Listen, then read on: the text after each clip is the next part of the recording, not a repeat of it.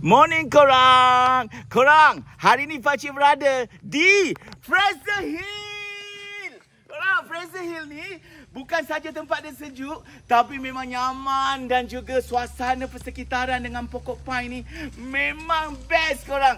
Macam dekat luar negara tapi dalam Malaysia. Pakcik pilih lokasi ni memang Pakcik nak buktikan bahawa bukan kita pergi kat campsite yang betul fully finish je, tapi dekat hutan belantara ni pun Pakcik boleh pacak kemah. Dan semestinya kemah terbaru Pakcik iaitu kemah LNT.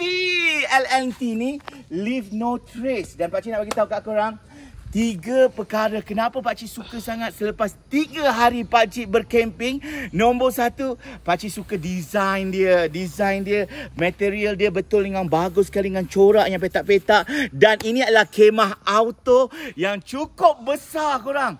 Kemah auto ni senang nak pakai dan nak pasang dalam 10 minit. Kurang dari 10 minit kalau berdua. Kalau seorang mungkin dalam 15 minit. Memang best, besar sangat. Nombor 2, ventilation untuk kemah ni memang terbuka. Bahagian atas dia, jaring-jaring dia halus tapi angin boleh masuk.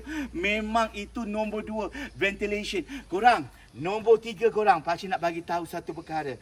Yang LNT ni boleh masuk begitu banyak, ramai sekali orang dan dia boleh pacak ke mana-mana sebab dia punya tu memang safety dan juga proof dari si hujan dan sebagainya. Awning dia sangat besar. Memang anda tak payah bawa lagi fly sheet dan sebagainya. Semua complete. Jadi 3 perkara ni sebab tu Pakcik jatuh cinta dengan LNT. Terima kasih untuk N-Bot sebab perkenalkan Pakcik. Pakcik beli LNT terus tanpa was-was. Apa lagi? Bersama Pakcik, Pakcik camping. Camping mesti ada wow!